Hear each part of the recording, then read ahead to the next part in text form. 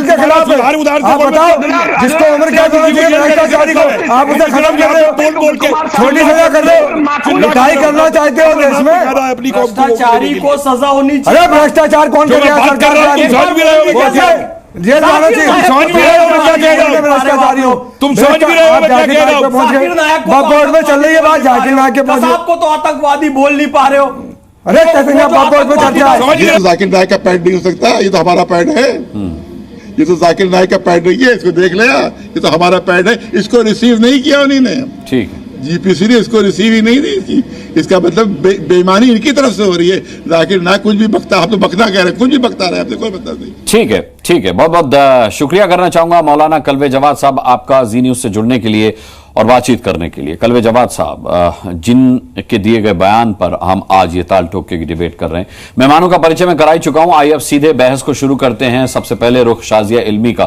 शाजिया, आपने कल्बे जवाद साहब को अब ताल ठोक के में भी सुन लिया। उनका कहना है कि वो जेपीसी को इसलिए फर्जीवाड़ा बता रहे हैं क्योंकि साफ तौर पर अमित शाह ने कहा है कि बिल लेंगे, तो जो बिल पास कराने की गारंटी वो अभी से दे रहे हैं उस पर कल्बे जवाद साहब को शक है कि ये फिक्सिंग है। उन्होंने ये भी कहा कि जेपीसी में अपने अपने लोग बीजेपी ने बिठा रखे। क्या कहना है आपका? देखिए, कल्बे जवाद साहब का मैं बहुत इज्जत करती हूँ, बहुत ही एहतराम के साथ उनको देखती हूँ मैं। लेकिन मुझे बड़ा अफसोस हो रहा है कि सिर्फ इस बिना पर कि उनकी रिसीविंग ठीक से नहीं हुई और इस आधार पर कि अमित शाह जी ने कहा, गृह मंत्री ने कहा कि हम इसे पास कराएंगे, उनको सब कुछ इसमें बुरा लग रहा है। अब 2-3 बातें मैं आपके समक्ष रखूं। आप देखिए कि अब ये राजेंद्र सचर कमेटी किसने बनाई थी? हमारी सरकार नहीं थी, आप भी जानते हैं, 2005 की। और उसमें वही सारी बातें हैं जो रिकमेंडेशंस में हैं। और उसमें भी कहा गया है कि 2 औरतों की इसमें नुमाइंदगी होनी चाहिए और एक सीईओ होना चाहिए जो सफिशिएंट रैंक ऑफिसर का होना चाहिए। अच्छा, अब कल्बे भाई साहब ने बहुत सारी बातें की। उन्होंने ये भी कहा कि भाई ये तो अफसर करता है। तो क्या हम ये मान रहे हैं और समझ रहे हैं कि अफसर गलत नहीं हो सकता? कि जो पूरा ट्राइब्यूनल बनता है और अगर उसमें जो कोई अफसर है वो भी तो करप्शन कर सकता है, यही तो वजह होगी। और मैं बताऊं तो आपको एक के बाद एक केस बता दूं। ये जाहिर सी बात है, जब हाजी मतीन और हारून यूसुफ ने, जिनका करप्शन अमानतुल्लाह ने, आयरॉनिकल कितना है देखिए, व्यंग्यपूर्ण इसको मानेंगे आप, कि उनका जो करप्शन इन्होंने उजागर किया और ये सवाल पूछा अमानतुल्लाह ने, क्योंकि वो आ गए, फिर उनकी सरकार आ गई। उन्होंने कहा कि 62 बीघा जमीन नरेला में इतने प्राइवेट बिल्डर को कैसे दी गई औने पौने दाम में।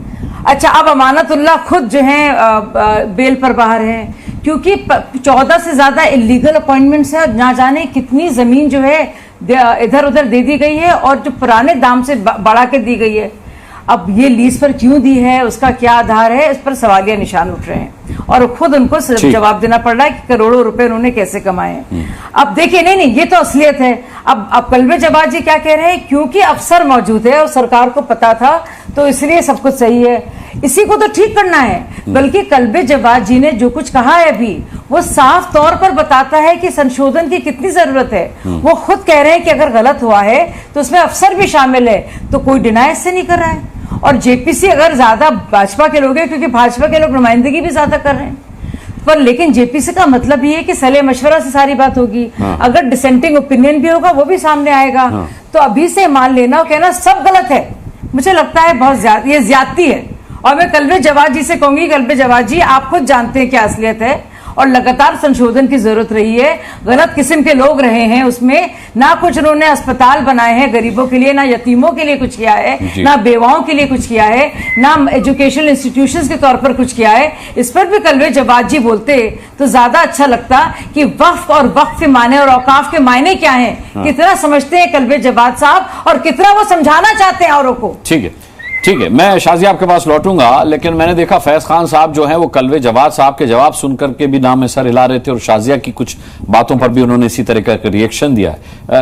क्या आपकी आपत्ति है, क्या असहमति है फैज खान साहब, किसकी बात से है और किस? बिस्मिल्लाहिर्रहमानिर्रहीम, रब्बि इश्रह ली सदरी व यस्सिर ली अमरी वहलुल उक़दतन मिन लिसानी यफ़क़हू क़ौली। अनुराग भाई, कल्बे जवाद साहब हमारे लिए बहुत सम्माननीय हैं, लेकिन मैं बहुत माफी चाहूंगा, शायद व्हाट्सएप यूनिवर्सिटी से कहीं से उन्होंने कुछ पढ़ लिया है या फिर शायद किसी गलत कर्मचारी के पास वो संसद भवन में या जेपीसी में चले गए हैं मैं आपको बताऊं, जेपीसी में हर एक आवेदन स्वीकार किया जा रहा है। और किसके द्वारा स्वीकार किया जा रहा है? सीधे जगदंबिका पाल जी के द्वारा स्वीकार किया जा रहा है। मेरी जो आंखों देखी बात है, अजमेर की दरगाह की पूरी टीम गई, दीवान साहब 1 से 1.5 घंटा उनको सुना, गुलशन सोसाइटी को सुना, सूफी संत मलंग प्रकोष्ठ को सुना, और एक 1.5 घंटा सुना पूरे जेपीसी ने बैठ पूरा समय दिया। मतलब हम भारत फर्स्ट की ओर से गए थे, हमको 1.5 घंटा सुना। और उसके बाद सच्चाई में बताऊं कि यदि कल्बे जवाद साहब जैसा बड़ा नेता ये कहेगा मैं जेपीसी के सामने अपनी बात रखना चाहता हूं, इनको 3-4 घंटे मिलेंगे अपनी बात रखने के लिए, और ससम्मान आवेदन लिया जाएगा। वो तो कह रहे जेपीसी है ही नहीं ना, जेपीसी में तो बीजेपी के ही नुमाइंदे बैठे हुए हैं, इसकी मैं सच्चाई बता रहा हूं की शक्ल में। अनुराग भैया, इसकी मैं सच्चाई बता रहा हूं। जो बात आपने पूछी कि बीजेपी के लोग बैठे हैं, अंदर क्या चर्चा हुई है तो मैं नहीं कहूंगा, एक मर्यादा है क्योंकि जेपीसी की, ठीक है, वो निकल के बाहर आएगा। जिस इंटेंसिटी से हमारे प्रस्ताव का स्वागत किया बीजेपी और अन्य सत्ताधारी पार्टियों ने, उससे कहीं अधिक इंटेंसिटी से, 10 गुना ज्यादा इंटेंसिटी से विरोध किया, चीख कर चिल्ला कर विरोध किया, हमको भयभीत करने का प्रयास किया विरोधियों ने, फिर भी उनको मौका दिया गया। ये नहीं कि उनको अध्यक्ष जी ने चुप करा दिया, भाई तुम भरपूर विरोध करो, अपनी आपत्तियां रखो। उनको आपत्ति रखने का भी मौका मिला। और यदि कोई ऐसा व्यक्ति जाता है, यानी कल्बे जवाद साहब जाते हैं कि बिल के अगेंस्ट में है, तो उनका विरोध सत्ता पक्ष के लोग करेंगे, पर अच्छे शब्दों में करेंगे, लेकिन समर्थन करने वाले कहीं ज्यादा उनको जेपीसी में मिलेंगे जो कूद कूद कर उनका समर्थन करेंगे। शायद किसी एक गलत दरवाजे पर चले गए थे। और हम इस बिल के समर्थन में हैं। और जो सारी बात बोला हूं, फिर कहता हूं, मैं कहता हूं आंखन देखी, तू कहता है कागज लेखी। कहीं ना कहीं कल्बे जवाद साहब कहीं व्हाट्सएप यूनिवर्सिटी के ज्ञान से प्रेरित हैं। इस बिल के हम पूर्ण समर्थन में हैं। भाई यदि वक्फ के यदि रजिस्ट्रेशन हो जाता है तो अच्छी बात है ना। कुरान शरीफ यही तरह कहता है अनुराग भाई, पाक चीजों को आप दान कीजिए, यानी वक्फ शब्द नहीं आए, पर पाक चीजों को दान करने के बारे में बात आई है, उसका सही सदुपयोग हो, अनाथालय खुले, अस्पताल खुले, स्कूल खुले, मस्जिद खुले, मदरसा खुले, ये सारी चीजें खुले, लेकिन वो अब तक नहीं हो पाया जो इस बिल से हो जाएगा। बिल्कुल। दानिश कुरैशी साहब, पहले पॉलिटिकल पार्टीज को यह आपत्ति थी कि सरकार अमेंडमेंट बिल लाना चाहती है और बाकी पार्टीज को, यानी विपक्ष को विश्वास में नहीं लेना चाहती। फिर पॉलिटिकल पार्टीज की ये दिक्कत दूर हो गई जब जेपीसी का गठन हुआ। लेकिन दिक्कत अब नई शुरू हुई है कि कल्बे जवाद साहब जैसे मौलाना इसे फर्जीवाड़ा बता रहे हैं, उस पर यकीन नहीं कर रहे, कह रहे हैं कि वो भी सरकार का ही एक फेस है। आप क्या इस पर क्या आपका स्टैंड है? जैसा पॉलिटिकल पार्टीज चाहती थी वैसा हो गया, लेकिन अब भी उनकी मंशा पर, सरकार की मंशा पर सवाल उठाए जा रहे हैं। देखिए, सबसे पहले मैं आपको एक बात बताऊं कि फैज साहब की बात का मैं जवाब बाद में दूंगा, लेकिन आपने सवाल पूछा है तो मैं आपको बता दूं कि कभी ये मांग आप जो कह रहे हैं कि भाई पॉलिटिकल पार्टियों की मांग रख दी तो ज्वाइंट पार्लियामेंट्री कमेटी बना दी, ऐसा नहीं है। हम पहले से ही इसके मुखालिफ थे, क्योंकि जितना कुछ है वक्फ के जो भी लॉस थे वो इनफ थे, लेकिन उसमें अमेंडमेंट के नाम पर जो भी सुधारे की बात कर रही है भारतीय जनता पार्टी, उसकी नीति बिल्कुल साफ तौर पे हमको समझ में आ रही है कि दरअसल वो चाहते क्या है। इसकी मुखालिफत अगर वो बाकी पॉलिटिकल पार्टीज को नीति समझ में नहीं आएगी तो फिर सर्वसम्मति से ही तो फैसला होना है। जेपीसी का मतलब क्या है सर? आप सिर्फ बीजेपी की मंशा पर क्यों ध्यान दे रहे हैं इसमें, जब जेपीसी फैसला कर रही है? अब मैं अपनी बात खत्म कर लूं, आराम से सुन लीजिए ना, आप अच्छे से सुन लीजिए। हाँ। अब सवाल आके ये खड़ा रहा कि इसकी मुखालिफत करने के लिए तमाम लोग इकट्ठा हुए, समूचा विपक्ष इकट्ठा हुआ, उसमें तमाम विपक्ष इकट्ठा हुआ। विपक्ष जब इकट्ठा हुआ तो ज्वाइंट पार्लियामेंट्री कमेटी बना ली। ज्वाइंट पार्लियामेंट्री कमेटी बनी और ज्वाइंट पार्लियामेंट्री कमेटी के बाद आप अकेले कल्बे जवाद साहब की बात छोड़ दीजिए, तमाम all India Muslim personal law board के जितने भी बड़े बड़े उलमा है, तमाम ने उसकी मुखालिफत की है और पुरजोर मुखालिफत की है। और ये जो कंप्लेन जवाद साहब आज जो कर रहे हैं, ये कंप्लेन दूसरे उलमाओं ने भी की है। मैं आपको बताऊं, 19 तारीख के दिन अहमदाबाद गुजरात में एक और प्रोग्राम है all India Muslim personal law board का, उसमें भी पब्लिक गैदरिंग ही होगा। और अगर ये कानून, जिस तरह से अमित शाह का स्टेटमेंट आ रहा है, वो कानून बनाने की कोशिश करेंगे तो हम उसकी पुरजोर मुखालिफत करेंगे। पूरा all India Muslim personal law board, तमाम विपक्ष होंगे, वो तमाम लोग मिलकर उसकी मुखालिफत करेंगे, इसमें कोई दो राय नहीं है। और एक बात मैं कहूं जो फैज साहब ने कही है, फैज साहब ने एक बहुत अच्छी सी बात कही। उन्होंने ये कहा कि किसी गलत व्यक्ति के संपर्क में जो है कल्बे जवाद साहब आ गए हैं, व्हाट्सएप तो यूनिवर्सिटी क्या किया का जा सकता है? सुनिए सर, सुनिए, नहीं उन्होंने वही कहा, नहीं उन्होंने ये कहा कि भाई कोई मुलाकात करने जो भी जेपीसी के लिए गया होगा प्रॉपर तो चैनल मैं से नहीं गए होंगे। उनकी बात। अच्छा, मैं खत्म कर दूं। फैज साहब सुनिए, बहुत मजा आएगा आज आपको सुनने में, बहुत अच्छी बात है। कल्बे जवाद साहब को किसी गलत व्यक्ति का वो हो गया, उनका परिचय हो गया, तो क्या फिर अब लोकतंत्र बंद कर दिया जाए कि कोई गलत व्यक्ति ने ऐसा कह दिया? इसी तरह वक्फ भी खत्म नहीं किया जा सकता। कोई व्यक्ति अगर गलत है तो उसको उठा के आप जेल में डाल दीजिए। दानिश कुरैशी या ऑल इंडिया मजलिस इत्तेहादुल मुस्लिमीन बचाने नहीं आएगी, लेकिन इसलिए आप उसको खत्म, पूरे एक्ट को खत्म करने की या उसको अमेंड करके सुधार करने की बात करेंगे जो समाज के लिए नुकसानदेह है, उसकी मुखालिफत पुरजोर तरीके से हम करेंगे। फैसला मेरे भाई एक मिनट समाज आप के लिए, पढ़ लीजिए, समाज उस के मसौदे लिए। को खत्म नहीं किया जा रहा है, उसमें सुधार किया जा रहा है कि वक्फी संपत्तियों का सही उपयोग हो जाए। इसलिए सुधार किया जा रहा है, उसमें महिलाओं को लिया जा रहा है, 2 हिंदू सदस्यों को लिया जा रहा है, उसका सुधार किया जा रहा है। हिंदू सदस्यों को हिंदू मंदिरों में लिया जा रहा है, मुसलमानों को क्यों लिया जाएगा हिंदू सदस्य, जबकि वो पहले से था। हासिक भाई आपको मिलाता हूं तो क्या लोकतंत्र खत्म कर दिया जाए देश में? अरे लोकतंत्र खत्म नहीं हो रहा है, सबसे विचार लिए जा रहे हैं वहां पर कत्ल बुलाकर। कर दिया आप भी लोकतंत्र जाइए, का अपना इन्होंने। विचार दीजिए। झूठ बोलकर और देश सबसे के ज्यादा जेपीसी में संविधान की ऊंची आवाज में धज्जियां जो बोल रहे हैं वो आपकी पार्टी के ओवैसी जी ही बोल रहे हैं, जो उसके समर्थन में जा रहे हैं। उनको डराने धमकाने का भी काम कर रहे हैं, कहते हैं तुम पढ़े लिख कर नहीं आए हो, तुम लोग किसी और के एजेंट हो, इस तरह की बातें वहां पर कर रहे हैं। लेकिन हम लोग पढ़े लिखे समझदार लोग हैं साहब, हम लोगों ने अपनी बात रखी। परम आदरणीय जगदम्बिका पाल जी ने उसका स्वागत किया, सम्मान किया, हमसे सम्मान लिया। आप भी जाइए थ्रू प्रॉपर चैनल, आपकी बात भी सुनी जाएगी।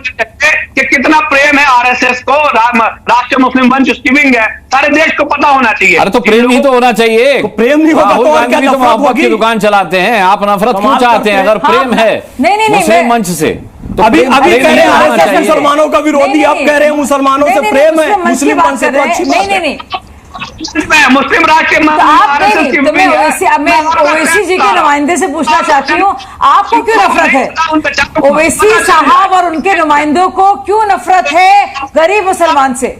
आप बताइए, गरीब मुसलमानों से। क्षमा चाहूंगा अनुराग भैया, चीन और पाकिस्तान की विंग होने से अच्छा है कि आरएसएस की विंग हुआ जाए।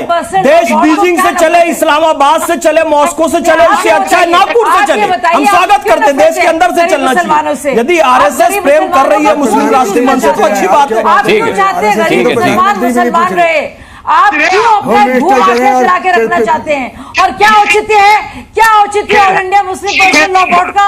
क्या क्या all India Muslim personal law board? ठीक है, ठीक है। इस बीच फैज भाई ने बड़ी अच्छी बात बोली कि देश बीजिंग से चले या इस्लामाबाद से चले, उससे बेहतर है कि नागपुर से चले। मैं इस पर हासिक साहब के पास आऊंगा, लेकिन उससे पहले कपिल कुमार जी का मैं रुख करूंगा। कपिल कुमार जी, कपिल कुमार जी सुनिए, आज मैं आता हूं दानिश भाई, आता हूं। कपिल कुमार जी, कल्बे जवाद साहब कह रहे हैं, जाकिर नायक को छोड़ो, दानिश कुरैशी कह रहे हैं कल्बे जवाद को छोड़ो, और वो ये कह रहे हैं कि बिल के विरोध में केवल ये 2 लोग ही नहीं है, बहुत सारे मुसलमान हैं। मैं आप ही की बात ला, अरे नहीं अनुराग जी, आप कल्बे जवाद साहब के नाम से गलत मत बोलिए, हमारे लिए बहुत रिस्पेक्टेबल उलेमा है। मैंने ये नहीं कहा कि आपके लिए वो रिस्पेक्टेबल हैं, मैं ये कह रहा हूं कि आप ये कह रहे हैं कि उनकी बात मत कीजिए, उन्हें छोड़िए। हम बहुत सारे मुसलमान ऐसे हैं जो इस बिल के विरोध में है, कल्बे जवाद अकेले नहीं है। बात रहेगी, ठीक है, हाँ यही मैं कह रहा हूं। तो फिर पकड़ी किसकी बात जाए कपिल कुमार जी, किसकी बात समझी जाए? अनुराग जी, दानिश साहब ने अभी एक बात कही, हाँ, कि जो गलत काम करता है सरकार उसे पकड़े और सजा दे। बड़ी अच्छी बात है, हाँ। लेकिन इनका इतिहास तो ये बताता है आज तक कि जितने भी अपराधियों को सरकार पकड़ती है, इनकी पार्टी सबसे पहले उन्हें बचाने खड़ी होती है अगर नाम मुस्लिम लगा हो तो। खैर छोड़िए इस बात को, ये तो इतिहास बता देगा। मैं कुछ और सवाल उठाना चाहता हूं। इस देश में किसी भी धर्म के अंदर, मैं हिंदू मुसलमान की बात ही नहीं कर रहा, ना मैं इसे हिंदू मुस्लिम में नैरो डाउन करना चाहता हूं। हमने ये देखा है कि जो भी ऐसे संगठन बनते हैं जो गरीब आदमी के लिए, जो मोहताज लोग हैं, उनकी मदद के लिए कुछ किया जाए, उसके ऊपर सबसे पहले राजनेता और बड़े बड़े लोग और अपराधी जो है वो अपनी जकड़ जमा लेते हैं जी। और उस जकड़ को जमाने के बाद में जिस तरीके से वो उसका इस्तेमाल करते हैं उन जमीनों का, मैं बड़ा खुश होऊंगा अगर वक्फ बोर्ड की जमीनों के ऊपर अनाथालय बने, स्कूल बने, अस्पताल बने, पढ़ाने के लिए उनको बने और ट्रेनिंग के लिए बने उनको सेंटर्स के लिए।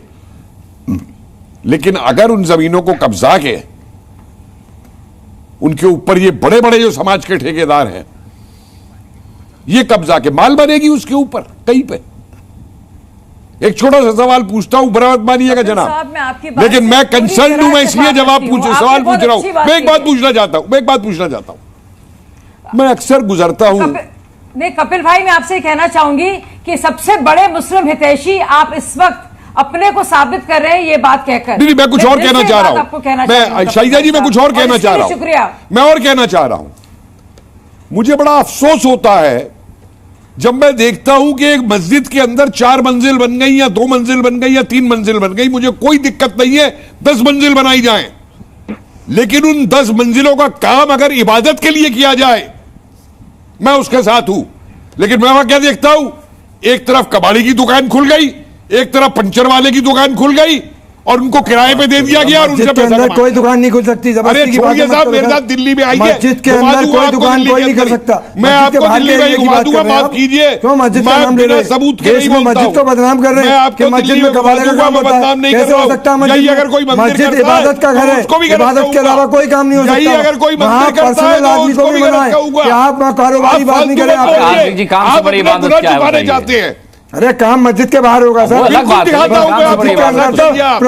अपने बिजनेस की बात भी नहीं कर सकते। मेरे साथ चलिए, मैं दिखाता हूँ आपको। जानकारी है नहीं, वही वो कह रहे हैं कि क्या नहीं हो सकता और क्या हो रहा है। मस्जिद के अंदर नहीं होगा कोई भी काम। बेकार की बात मत करिए। आप अंदर कह रहे हैं मस्जिद के अंदर के 10 माले बनते हैं, उसमें चल रही है मस्जिद की। यही आप लोग मस्जिद है वो भी आपको नहीं चाहते, खारिज है मस्जिद है, बाहर नहीं रहना चाहते। हिस्सा है आप सिर्फ काम के रखने को नहीं करना चाहते हैं। वो गलत कह रहे हैं, आप गलत तारीफ कर रहे हैं, आप झूठी तारीफ कर रहे हैं उनकी। अरे मस्जिद का जो बाहरी हिस्सा है वो खारिज है मस्जिद है, मस्जिद कैसे हो जाएगा? बाहरी हिस्सा आपको यही नहीं मालूम है कि मस्जिद इबादत की जगह है, उसके अलावा बाहरी हिस्से में दुकानें बनती है किराए से देते हैं। मैंने भी देखी है, मैंने भी हाजिक भाई आपको दिखा दूं, मैंने भी देखी है। खारिज है मस्जिद है, मस्जिद के बाहर का हिस्सा है। वो वही कपिल जी को बात पूरी करने दीजिए। कपिल जी अनुराग जी आखिरी बात कह हो रहा है कोई कारोबार। अनुराग जी आखिरी बात कह रही थी। ठीक है कपिल जी बोलिए। एक कर्नाटका की रिपोर्ट है, कमेटी करती है उसका इंतजाम। एक कर्नाटका की रिपोर्ट है कपिल जी बोलिए। 12 लाख करोड़ का वो है वक्फ बोर्ड में। बड़ी अच्छी बात है, मैं बड़ा खुश हूँ कि इतना पैसा। सुन लीजिए कपिल जी को बात। मध्य प्रदेश में उसमें से जो आमदनी होनी चाहिए गरीबों पे खर्च करने के लिए आसिफ जी 12,000 करोड़ की होनी चाहिए। अच्छा ठीक, वो भी बड़ी अच्छी बात है। दूसरे के बारे में बोल रहे हैं सिर्फ 163 करोड़ क्यों होती है? बाकी पैसा कहां चला जाता है जो 12,000 करोड़ होनी चाहिए? आंध्रा के अंदर 4 करोड़ रुपए इनके सीओ ही पकड़े गए, खुद वक्फ बोर्ड ने ही शिकायत करवाई। अरे बेईमानों को जेल होना चाहिए सारों को। आप इसे बिल के अंदर कर रहे हो, उम्र कैद नहीं होगी। आप बिल के साथ हो, बिल के खिलाफ हो। तुमको कुछ रिश्तेदारी नहीं है आपकी, होगी जाकिर नाइक से। अरे जाकिर नाइक से आपकी रिश्तेदारी होगी, देश की कोई रिश्तेदारी। 3 करोड़ आतंकवादी 63,300 नहीं बोलूंगा, लेकिन बोलूंगा क्या इजराइल की जय फिलिस्तीन बोलते आप आखिरी बात कहने भारत माता की जय नहीं बोलूंगा। कैसे मान लिया? गर्दन पर छुरी भी रख अरे मुसलमानों ने विरोध कर दिया। पर संसद में 963 लोगों ने विरोध कर दिया। ये भैया ठीक है, जाकिर नायक ने जैसी बोला उसने स्कैनर भेजा। अरे दिल्ली वक्फ बोर्ड ने कितना खाया है? सारे मेल आए, दिल्ली वक्फ बोर्ड में क्या किया है उसने? का सब एक जैसा सब बचाने आ गए थे उसको। ये अपने विचार दीजिए ना, अपनी भाषा हम देखेंगे। अमानुल्लाह खान को बचाने क्यों आ गए थे? सारे लाइन लगा के बुलाया जा रहा है। अमानुल्लाह खान तुम्हारा चाचा लगता है? तुम्हारा चाचा लगता है? आराम से बहुत ही सम्मानीय है। आपको नहीं बुलाया जा रहा, वो गलत लोगों से चले। अनुराग जी एक आखिरी बात कहने दीजिए, मैं उठूंगा। वो नहीं जानते इन्हें बंद कराइए। मैं बहुत ही एक कानूनी बात कहने जा रहा हूँ, आखिरी बात लिया गया।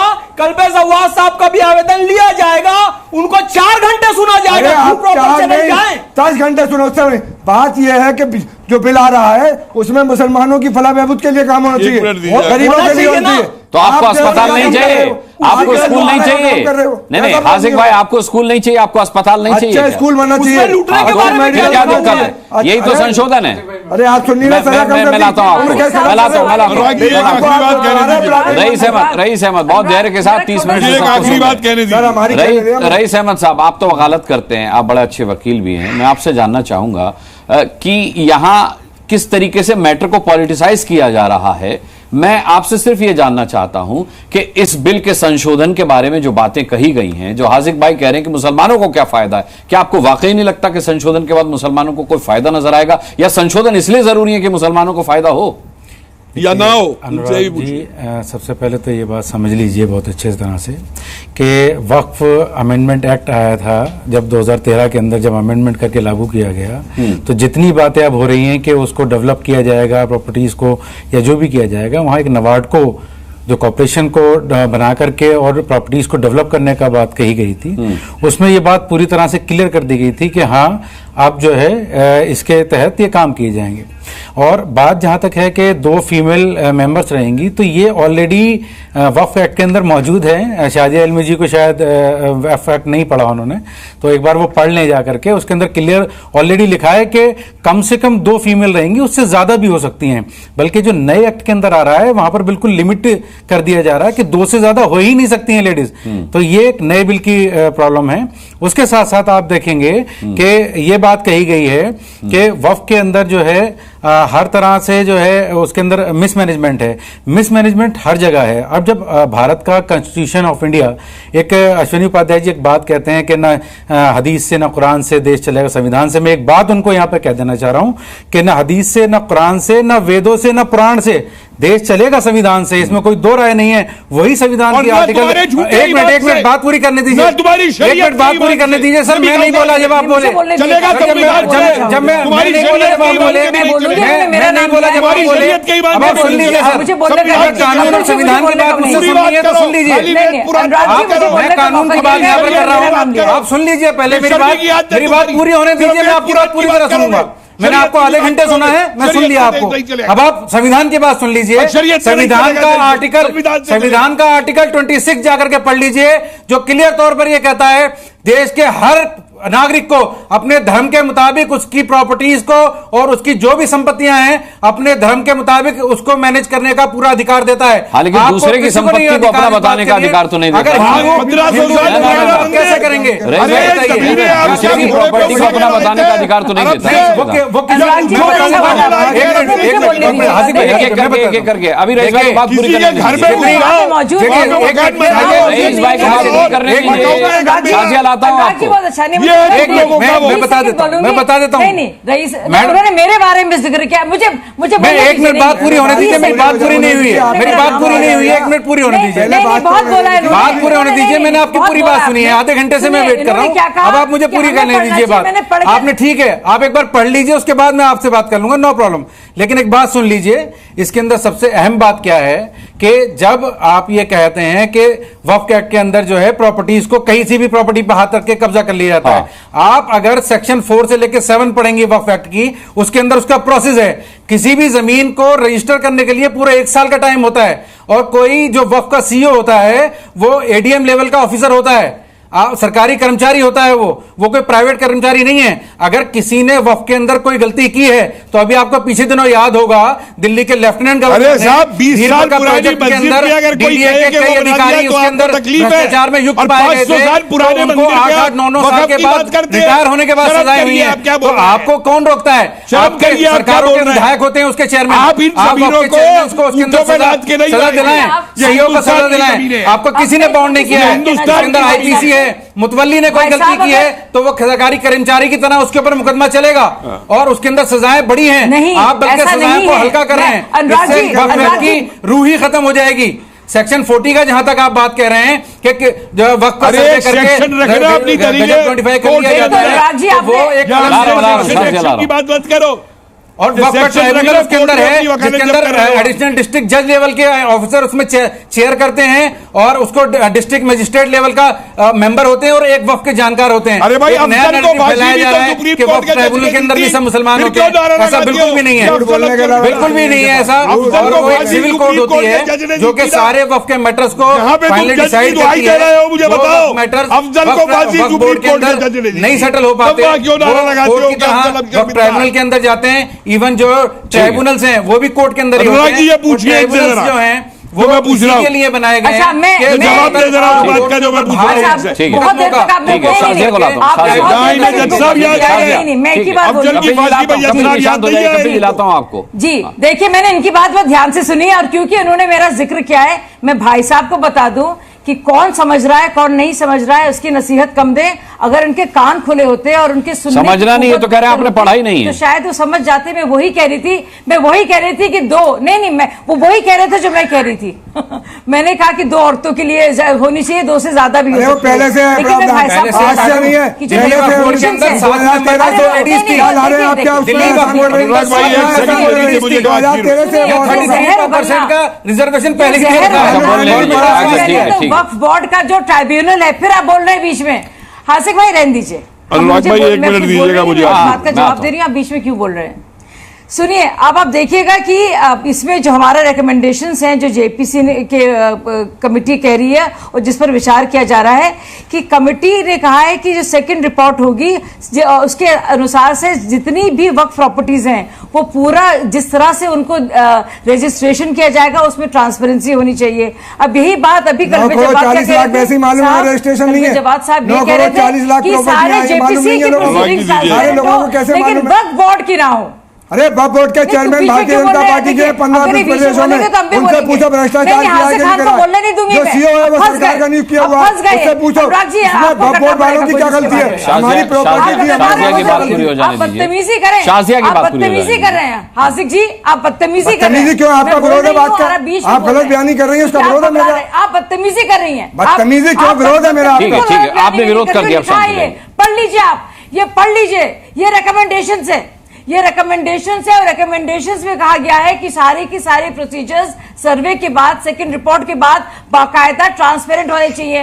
अब कलरत जवाद साहब इसमें तो ट्रांसपेरेंसी चाहते हैं कि जेपीसी के सारे जो डीलिंग्स हैं वो ट्रांसपेरेंट हो। तो आपको लगता नहीं है वक्फ बोर्ड के जो भी रजिस्ट्रेशन है सर्वे के बाद और जो फाइनेंशियल उसके ऑडिट है वो जरूरी है? क्या आपको पहले से। लगता नहीं है कि वक्फ बोर्ड का आपकी ट्राइब्यूनल सरकार जो भी 10 साल से decide भारत करता में है, उसके क्या बाद सर्वे होना नहीं चाहिए। कराया। और आपको क्या लग रहा है 1995 के बाद से कोई ऑथराइज सर्वे नहीं है इस भारत के अंदर। आप फिर से बोले, मैं सुप्रीम लगातार कोर्ट में बोलूंगी, पिछले 5 साल से मैं लगातार पेंडिंग है। बताऊंगी आप कितना झूठ बोल रहे हैं। सर्वे आप की इसलिए सर्वे झूठ की बोल रहे पिटीशन हैं, पेंडिंग मेरे है। को जानते आप हैं अगर बहुत कि ज्यादा आपका खैरख्वाह पर्दाफाश बनना कर रही चाहती हूँ। हैं, मैं आपका सर्वे की पर्दाफाश बहुत कर ज्यादा रही हूँ। सर्वे मैं आपका बनना पर्दाफाश चाहती कर रही हैं हूँ। तो एक इंटरवेंशन मैं एप्लीकेशन आपकी डालिए, खोज कर रही हूँ। उस सर्वे को आप इसलिए पूरा कराइए। क्योंकि आप गरीब पूरा कर मुसलमान के आपकी खिलाफ सरकार है, हैं। आप आपको गरीब चाहिए ये था मुसलमान के खिलाफ कि हैं। 2013 में आप जो औरतों वक्फ के एक्ट भारत के अंदर खिलाफ लागू किया हैं। गया, आप भूमाफिया भारत के अंदर जो साथ हैं। वक्फ एक्ट आप लागू गरीब किया गया था मुसलमानों अमेंडमेंट के करके, खिलाफ हैं। उसके ऊपर आप एक 10 साल के अंदर राम व्हाइट पेपर लेकर आना चाहिए आप था। संविधान के बल्कि ये खिलाफ ना ला हैं। करके आप एक नया और शिगोफा आप लेकर के आएंगे साधारण परिवारों जिससे के कानून खिलाफ के अंदर हैं। इसकी आप कोई मामला नहीं हैं। है। आगे चल के झूठ ये बोलेंगे। संवैधानिक मौलिक अधिकारों से टकराएगा और सुप्रीम कोर्ट इसको स्ट्राइक डाउन को डाउन करेगा। आप देख लीजिएगा, ये सीधा सीधा आर्टिकल 56 का वायलेशन है। आप संवैधानिक मौलिक अधिकारों से नहीं कर सकते कोई भी कानून। जेपीसी का विरोध कर रहे हैं। जब अबे आप क्यों? हिंदू सरकार से एंडोमेंट बोलिए, एक्ट है, जेपीसी जब तैयार कर दी, जेपीसी जो लाएगी उसे मानना पड़ेगा आप हिंदुस्तान इसके को। अंदर लेके जाना आप चाहिए। जेपीसी को भी आप- नीचे कर रहे हो। ठीक भू है। माफिया के लिए काम कर रहे हैं। अरे भू कैसे माफिया काम के कर रहे हैं लिए उसके सरकारी अनुराग जी, लोग एक भू मिनट माफिया, दीजिए। उन्हें जेल जाना चाहिए। कपिल मैडम ये एक छोटा सा शाजी अलमी जी, एक मिनट ये लीजिए, मैं कागज दिखा देता हूँ, ये लाया हूँ मैं आज लेटर, सुन लीजिए। शाजिया जी एक मिनट, शाजिया जी एक मिनट सुन लीजिए, लीजिए मैं लाया हूँ आपके लिए। एक मिनट हाजिक भाई सुनो, लीजिए मैं सुना देता हूँ। ये पूरे लोग मैं सबूत लाया हूँ, मैं सबूत से बात कर रहा हूँ। शाजिया जी एक मिनट सुन लीजिए, ये माफिया के लिए आप सुन लीजिए, बिल्कुल नहीं सुनूंगी। अब आप सुन तो लीजिए। ये 1976 में भारत की प्रधानमंत्री ने श्रीमती इंदिरा गांधी जी ने सारी स्टेट को लेटर लिखा है कि राज्य सरकारों के कब्जे हैं वक्फ की जमीनों को, आप वही कब्जा खाली करा दीजिए। कभी बोलते हैं आपकी सरकार है ना, आपको कब्जा खाली करा दीजिए वक्फ से। तालीम 7,000 करोड़ की दिल्ली में, ठीक है। 30,000 करोड़ की आमदनी ठीक है, कपिल जी। उनके लिए क्यों ठीक है, वक्फ बोर्ड ठीक है। काम नहीं लास्ट में करते? बहुत छोटी बातें कह रहा हूं। कपिल जी एक सवाल, कल्बे जवाद साहब ने एक और बात कही। कपिल जी आप हिस्टोरियन हैं, आप बहुत जाने माने हिस्टोरियन हैं, कपिल कुमार जी बहुत बड़े हिस्टोरियन हैं, इतिहासकार हैं, मैं इसलिए उनसे सवाल पूछूंगा। कल्बे जवाद साहब ने कहा कि अगर ये साबित कर दिया जाए कि वक्फ ने 1 इंच जमीन भी किसी हिंदू मंदिर की हड़पी है या कब्जाई है तो वो ये मूवमेंट वापस ले लेंगे। देखिए मैं एक बात कहूं आपसे, ये लोग कुछ चीजें इतिहास में भूल जाते हैं। अवध को ही लीजिए, क्योंकि वो लखनऊ से थे।